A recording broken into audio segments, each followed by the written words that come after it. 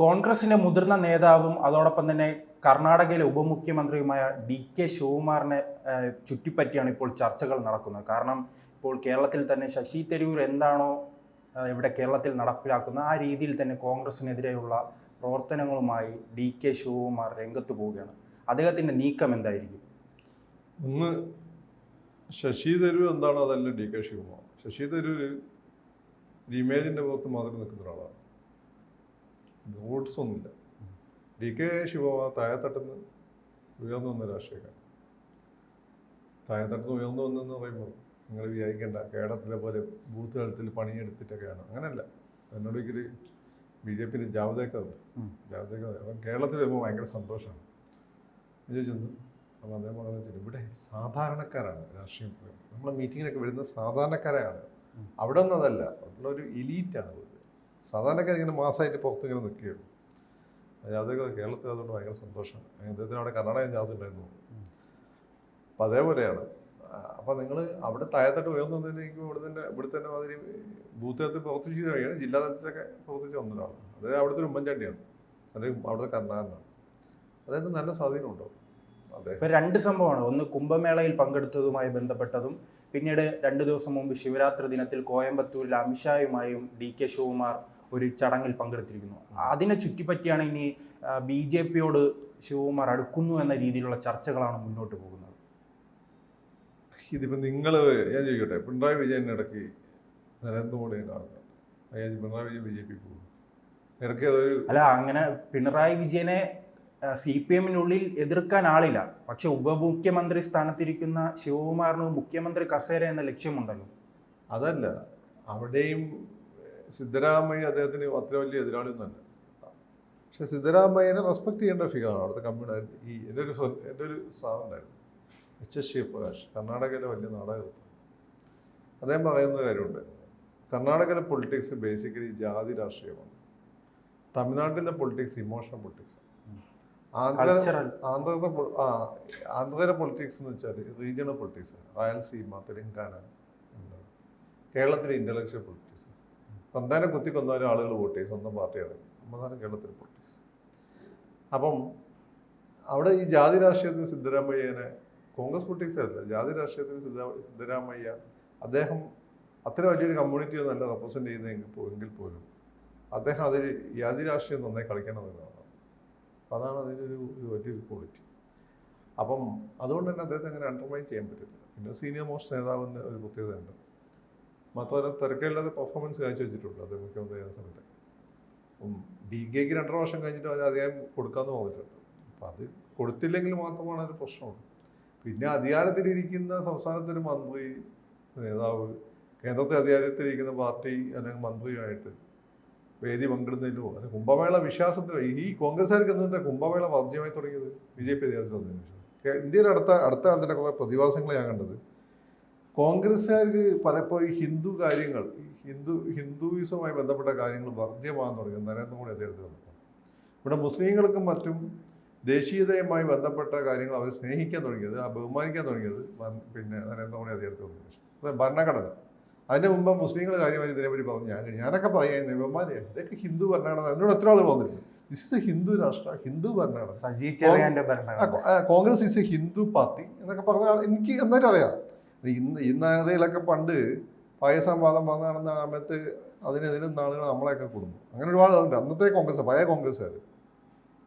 അപ്പോൾ അവരാണ് national Muslims എന്ന് പറയുന്ന വിഭാഗം. ഇവർ കളിയാക്കി വിളിച്ചുകൊണ്ടിരുന്നത് നേഷണൽ മുസ്ലിംസ്. കാരണം ഇവന്മാർ പാകിസ്ഥാൻ മുസ്ലിംസ്, നമ്മൾ നേഷണൽ മുസ്ലിംസ് ആയിരുന്നു. നമുക്കെല്ലാം ഇന്നും അഭിമാനമേ ഉള്ളൂ. ഇന്നിപ്പോൾ നേഷണൽ മുസ്ലിംസ് എന്ന് BJP അനുകൂലിക്കുന്ന അബ്ദുള്ളക്കുട്ടീനെ പോലുള്ള ആളുകൾ. അബ്ദുള്ളക്കുട്ടിയൊന്നും നേഷണൽ മുസ്ലിം ആയിട്ടൊന്നല്ല, അത് പിന്നെ സാധനം കിട്ടാൻ വേണ്ടിയിട്ടാണ് കൊണ്ടുപോയത്. അപ്പം അമ്മക്ക് ഇതുപോലും എന്താണെന്ന് അറിയില്ല. ഇന്നിരി ഫേസ്ബുക്കിലൊക്കെ കുറേ വസന്തങ്ങളുണ്ട്. ഫേസ്ബുക്കിലൊക്കെ കുറേ വസന്തങ്ങളുണ്ട്. ഈ വസന്തങ്ങൾക്ക് ഇതൊന്നും എങ്ങനെ ഉപയോഗിക്കണം എന്നറിയില്ല, എന്താണെന്നും അറിയില്ല. അപ്പോൾ കേരളത്തിന് വന്ന വലിയൊരു മാറ്റത്താണ് ഈ പറഞ്ഞതിൻ്റെ മാതിരി കോൺഗ്രസ് ഹിന്ദുവായിട്ട് ബന്ധപ്പെട്ട കാര്യങ്ങളൊക്കെ കോൺഗ്രസിന് വർജ്യമായി. അങ്ങനെ ആയിരുന്നില്ല കോൺഗ്രസ് ബേസിക്കലി സോഫ്റ്റ് ഹിന്ദുത്വ പാർട്ടിയായിരുന്നു. അതുകൊണ്ട് തന്നെ കോൺഗ്രസ് നിന്നുപോയത്. അതല്ലാതായതോട് കോൺഗ്രസ് ഇല്ലാതായി. ഇപ്പം കോൺഗ്രസിന്റെ അജണ്ട പലപ്പോഴും തീരുമാനിക്കുന്നത് പോളിസീസ്, ഫാസിസം എന്നുള്ള വാക്കുകൂടെ കോയിൻ ചെയ്തതാരാ? ഇവിടെ ഏറ്റവും കൂടുതൽ പണ്ടേ ഉപയോഗിച്ചിരുന്നത് LDF ആരാ? അത് CPM-മാരാണ്, വേറെ പാർട്ടിമാര്. CPM ആണ് ഇപ്പോൾ പിന്മാറിയിട്ടുണ്ട്. അല്ല, അവര് പിന്മാറിയല്ല, അവര് അത് കൂടുതൽ പഠിച്ചു മനസ്സിലാക്കിയവര്. ക്ലാസിക്കൽ ഫാസിസ്റ്റ് ഒന്നും ഇവിടെ ഇല്ല. അങ്ങനെയാണ് ഇവിടെ പലരും ഫാസിസ്റ്റുകളായിരിക്കും. പക്ഷെ ഇപ്പൊ ഇസ്ലാമിസ്റ്റുകളാണ് ഫാസിസ്റ്റ്. ഇവർക്ക് അർത്ഥം പോലെ ആയിരിക്കും. ഇപ്പൊ എന്നോടൊക്കെ ഞാനൊക്കെ ചിലപ്പോൾ മോഡിനെയൊക്കെ ചില കാര്യങ്ങൾ ഞാൻ support my prime minister. Is my prime minister. Is not just a Gujarat chief minister. Gujarat chief minister is not my chief minister. Is my prime minister. പിന്നെ പ്രധാനമന്ത്രി രീതിയിൽ അദ്ദേഹത്തെ പെർഫോമൻസ് കൊള്ളാം. മുസ്ലിംസിന് ദിവസം ചുട്ടുന്നൊന്നുമില്ലല്ലോ, അതായിരുന്നല്ലോ പേടി. അമിത്ഷായും മോഡി കൂടി ഓരോ മുസ്ലിംസിനെ പിടിച്ച് ദിവസം ചുട്ടുന്നതായിരുന്നല്ലോ, അതൊന്നുമില്ലല്ലോ. മാത്രമല്ല എനിക്കൊന്നും മുസ്ലിംസ് സ്ഥിതി പിന്നോട്ടൊന്നും പോയിട്ടില്ല. മുസ്ലിംസിൻ്റെ ഇപ്പോൾ കോൺഗ്രസ് ഭരിക്കുന്ന സമയത്ത് നമ്മൾ വിചാരിക്കുക എല്ലാ മുസ്ലിംസ് എല്ലാം ഭയങ്കര ഏത് ജോലിക്കാണ് ഒന്നാമത് മുസ്ലിംസ് എവിടെ പോയാൽ മുസ്ലിംസ് വരും. അങ്ങനെ ഒരു പരിഗണനയും കിട്ടിയില്ല മുസ്ലിംസ്. അതായത് മുസ്ലിം നേതാക്കന്മാരെ ഒരു വളർത്തിക്കൊണ്ടുവന്ന് അവിടെ എവിടെയും പ്ലേസ് ചെയ്യുന്നല്ലാതെ. ഇപ്പം മോഡി വന്നതോട് കൂടിയിട്ട് മുസ്ലിങ്ങൾ പിന്നോട്ട് പോയെന്ന് എനിക്കൊന്നുമില്ല. അതായത് കൂടുതൽ സിവിൽ സർവീസുകാരൊക്കെ കയറി വരികയായത്. അതുപോലെ തന്നെ ഈ പറയുന്ന പോലെ മോഡി അങ്ങനെ ഒരു മുസ്ലിം വിരോധപരിക്ക് കാണിച്ചിരുന്ന സിവിൽ സർവീസിലൊന്നും മുസ്ലിങ്ങളെ ചൂസ് ചെയ്യില്ലല്ലോ. പിന്നെ മന്ത്രിസഭയിലില്ല. മന്ത്രിസഭയില്ലാത്ത എന്തുകൊണ്ടാണ്? നിങ്ങൾ ജയിപ്പിക്കണ്ടേ? മുസ്ലിംസ് ഏത് ഗവൺമെന്റ് ആണ് അവരെ സപ്പോർട്ട് ചെയ്യുന്ന ആളുകൾ കൂടുതൽ മന്ത്രി ഉണ്ടാവുക. ഇപ്പോൾ കേരളത്തിൽ നിങ്ങൾ നോക്കിയാൽ മതി. അടുത്ത കാലം വരെ CPM-ന് 9 മന്ത്രിസഭയിലൊക്കെ ഒരു മിനിസ്റ്റർ ഉണ്ടായിരുന്നുള്ളൂ മുസ്ലിംസിൻ്റെ ഇടയിൽ നിന്ന്, പാർട്ടിയിൽ നിന്നുണ്ടായിരുന്നു.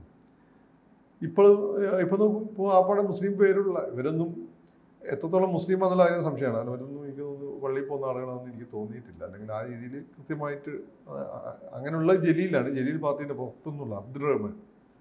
ഞാൻ അതേപോലെ ആരിഫിൻ്റെയൊക്കെ ഒരു പ്രശ്നം എന്താണ്? ആരിഫ് 5 നേരം നിസ്കരിക്കുന്ന മുസ്ലിമായി പോയതാണ് അയാളുടെ പ്രശ്നം. അല്ലെങ്കിൽ അയാളിപ്പോൾ സ്റ്റേറ്റ് കമ്മിറ്റിയിൽ എത്തേണ്ട ആളാണ്. അപ്പം അതങ്ങനെയാണ് കൊടുക്കാറുള്ളത്. ഇപ്പോൾ കോൺഗ്രസ് വരുമ്പോൾ എന്താ ചെയ്യുക? ഒരു ബന്ധേനെ അവർ കോൺഗ്രസ് മുസ്ലിമിന് എടുക്കും, ബാക്കിയെല്ലാം ലീഗിന് കൊടുക്കും. കൂടുതൽ മുസ്ലിംസ് അവരെ സപ്പോർട്ട് ചെയ്യുന്നതുകൊണ്ട് ഇങ്ങനെയല്ലേ ചെയ്യുന്നത്. അപ്പം മുസ്ലിംസ് ജയിപ്പിക്കട്ടെ, അതാണ് BJP മന്ത്രിസ്ഥാനം കൊടുത്തിന് അന്നപ്പം പറയാം. ഇതൊന്നും ജയിപ്പിക്കുകയില്ല, വല്ല മുസ്ലിം സ്ഥാനാർത്ഥി നിർത്തി എങ്ങനെ തോൽപ്പിക്കണം ആലോചിക്കുകയും ചെയ്യും. പിന്നെ മന്ത്രിസ്ഥാനം വേണം അങ്ങനെ. ഈ മഹാരാഷ്ട്രയിൽ നാം കണ്ടതാണ്, ഈ ശിവസേനയെ പിളർത്തിക്കൊണ്ട് ഏക്നാഥ് ഷിൻഡെ മുഖ്യമന്ത്രിയാക്കുന്നത് BJP-യുടെ ഒരു തന്ത്രമായിരുന്നു. ആ തന്ത്രം തന്നെ ചിലപ്പോൾ BJP കർണാടകയിൽ നടപ്പിലാക്കുമോ? BJP എന്ത് വഴി സ്വീകരിക്കും?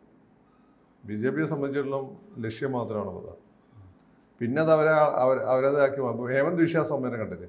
അയാൾ കോൺഗ്രസ് തന്നെയായിരുന്നു. ഇപ്പം നരേന്ദ്രമോദിനെക്കാട്ടും അല്ലെങ്കിൽ യോഗി ആദിത്യനാഥിനെക്കാട്ടും വലിയ വിഷം ജീവിയാണ് അയാൾ. യോഗി ആദിത്യനാഥൊക്കെ പണ്ടേ ഐഡിയോളജി മൂത്ത് വന്ന ആളാണ്. ഇയാൾ ഇത് തെളിയിക്കണം. അതുകൊണ്ട് വിഷമാണ് അങ്ങനെ. പല പോളിസീസും വിഷമാണ്. ഇവിടെയുള്ള RSS കയ്യടിക്കായിരിക്കും ആൻറ്റി മുസ്ലിം ആയതുകൊണ്ട്. RSS ആദ്യം മനസ്സിലാക്കേണ്ടത്, RSS-ന്റെ ഐഡിയോളജി ബേസിക്കലി ആൻറ്റി മുസ്ലിമിനെ ബേസ് ചെയ്തുകൊണ്ടല്ല. അവരുടെ ഐഡിയോളജി ബേസിക്കലി ഹിന്ദുവിനെ ബേസ് ചെയ്തുകൊണ്ടാണ്. ഹിന്ദുവിന് സഹായകരമായും ഗുണകരമായത് ഹിന്ദുവിൻ്റെ അന്തസ്സുയർത്തി പിടിക്കുന്നതുമായ കാര്യങ്ങളാണ് അവരെ സംബന്ധിച്ച് പ്രധാനമാണ്. മുസ്ലിം വിരോധം അവർ ഹിന്ദുവിനെ ഒരുമിച്ച് നിർത്താൻ വേണ്ടിയിട്ട് ഇടക്കെടുത്തൊരു ടൂൾ മാത്രമാണ്. അത് മുസ്ലിം വിരോധമല്ല. ഇപ്പോൾ ഈ ഹേമന്ത് വിശ്വാസം നമ്മൾ കാണിക്കുന്ന അതിര് കടന്ന കാര്യങ്ങളെല്ലാം തന്നെ ഭയങ്കരമായിട്ട് ആഘോഷം. എന്ത് മുസ്ലിം വിരുദ്ധം വന്നാലും ആഘോഷിക്കുകയും അതിന് ആരെ കൂടെ കൂട്ടുകൂടി, അങ്ങനെ ആരെ കൂടെ ഈ സത്യം ഇവർ കൂട്ടുകൂടുന്ന ആളുകളാണ് ഇവർ ഏറ്റവും വലിയ ശത്രുക്കളാകാൻ പോകുന്നത്. എൻ്റെ കണക്കുകളുണ്ട്. മുസ്ലിംസ് അല്ല ഇവിടുത്തെ ഏറ്റവും വലിയ ശത്രുക്കൾ. ഞാൻ പലപ്പോഴും പറയാം. അത് മനസ്സിലാക്കിയാൽ കൊള്ളാം, മനസ്സിലാക്കിയാൽ നല്ലതാണ്. അല്ലെങ്കിൽ വേറെ പ്രശ്നം മുസ്ലിംസിനെ ഫിനിഷ് ചെയ്യാം. മുസ്ലിംസിനെ ഫിനിഷ് ചെയ്താൽ ലോകത്ത് ആരും ചോദിക്കാനില്ല. മനസ്സിലായില്ലേ? അമേരിക്കയ്ക്ക് വേറെ എന്തെങ്കിലും ആവശ്യം ഉണ്ടെങ്കിൽ മുസ്ലിംസിന് വരുമ്പോൾ യുദ്ധം ചെയ്യുന്നുണ്ട്. മുസ്ലിംസിനെ ഫിനിഷ് ചെയ്ത ലോകത്ത് ആരും ചോദിക്കാനൊന്നുമില്ല. ഇവിടെയുള്ള ഈ മുസ്ലിം നേതാക്കന്മാർ പേടിത്തൊണ്ടന്മാരാ. മോഡീൻ്റെ പോലീസ് അങ്ങോട്ട് കയറി ചെന്ന് അവിടെ കരഞ്ഞ് നമ്മൾ കണ്ടല്ല പല ആളുകളെയും ED പൊക്കിയ സമയത്തൊക്കെയുള്ള പെർഫോമൻസ് ഒന്നും കേൾക്കുന്നില്ലല്ലോ. ബാക്കി ചങ്കുള്ള മുസ്ലിംസ് ഉണ്ട്, അത് ചത്താലും പ്രശ്നമൊന്നുമില്ല. അത് പണ്ടേ അങ്ങനെ തന്നെയാണ്. ഇവർ അതിനൊന്നും കേൾക്കുന്ന ആളുകളുമില്ല. അവരാരെയും നേരെ ഈ പറയുന്ന കത്തിയും ബോംബും എടുത്ത് ചാടുന്നവരുമില്ല. അവരൊക്കെ ഐഡിയോളജിയിൽ വിശ്വസിക്കുന്ന ആ ഒരു ഇസ്ലാമിൻ്റെ പ്രബോധനങ്ങൾ വിശ്വസിക്കുന്ന ആളുകൾ. ഇസ്ലാമിൻ്റെ പ്രബോധനങ്ങൾ അതിൻ്റെ ഖുർആനെ എങ്ങനെ വ്യാഖ്യാനിക്കാം, മതഗ്രന്ഥം എങ്ങനെ അതിൻ്റെ നല്ല രീതിയിൽ വ്യാഖ്യാനിക്കുന്ന ആളുകൾ. അവരെ നിങ്ങൾ അങ്ങനത്തെ ആളുകൾ നിങ്ങൾ പേടിപ്പിച്ചാലും പേടിക്കില്ല, അവർ അക്രമകാരികളോ. അതുപോട്ടെ. ഞാൻ പറഞ്ഞു വന്നത് ഇവിടെ അതല്ല സാധനം. ഇവിടെ എന്ന് വെച്ചാൽ ബേസിക്കലി ഉണ്ടാകാൻ പോകുന്നത് ഇതാണ്. പിളരിയാണെങ്കിൽ ഉണ്ടാകുന്നത് ആന്ധ്രാപ്രദേശാണ്. YSR കോൺഗ്രസ് ഉണ്ടായില്ലേ? ആ YSRന് തുല്യമായ ഒരു പോസ്റ്ററാണ് ആർക്കുള്ളത്? ഇപ്പം DK ശിവകുമാറാണ്. ഇത്രയൊക്കെ പ്രശ്നങ്ങൾക്ക് നടുവെന്നാണ് അയാൾ. അല്ല, അദ്ദേഹം അതാണ് പറഞ്ഞത്, കർണാടകയിൽ പണം കൊണ്ടും ഈ കൂറുമാറ്റം കൊണ്ടെല്ലാം BJP വലിയ രീതിയിൽ വളരാൻ ശ്രമിക്കുമ്പോൾ അതിനെ തടഞ്ഞു നിർത്താൻ DK ശിവകുമാറിന് കഴിഞ്ഞിട്ടുണ്ട്. അതുകൊണ്ട് തന്നെ അദ്ദേഹം ഒരു മുഖ്യമന്ത്രി സ്ഥാനം ആഗ്രഹിച്ചാൽ അല്ല, അയാൾക്ക് മുഖ്യമന്ത്രി സ്ഥാനം കൊടുക്കാന്ന് പറഞ്ഞല്ലോ. കൊടുത്തില്ലെങ്കിലേ പ്രശ്നമുള്ളൂ.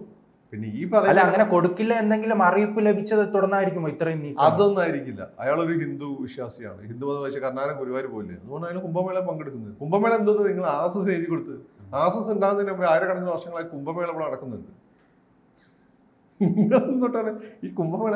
മോഡി അവിടെ പ്രധാനമന്ത്രിയാന്ന് വിചാരിച്ചിട്ട് ഈ പറയുന്ന ഹിന്ദുവുമായിട്ട് ബന്ധപ്പെട്ട എല്ലാ കാര്യങ്ങളും ആർഎസ്എസ് പോലും അവകാശപ്പെടുന്നില്ല. അത് ഞങ്ങളുടെ മാത്രമാണ്. ആർഎസ്എസ് ഇത് പൊതുവായിട്ടുള്ള സാധനമാണ്, നിങ്ങളത് നിന്ദിക്കരുതെന്ന് ആർഎസ്എസ് പറയുന്നുള്ളൂ. സാധാരണ തലേതൊട്ടുള്ള ആർഎസ്എസ്കാരെ സംബന്ധിച്ച് നമ്മളതൊന്നും ഫീൽ ഉണ്ടാവും, അതല്ല ബേസിക്കലി. അപ്പം നിങ്ങൾ എന്തുകൊണ്ടാണ് ഈ ഹിന്ദുവായിട്ട് ബന്ധപ്പെട്ട എല്ലാവരും കാര്യം ചെയ്യും, നിങ്ങളൊക്കെ പേരങ്ങോട്ട് മാറ്റ്.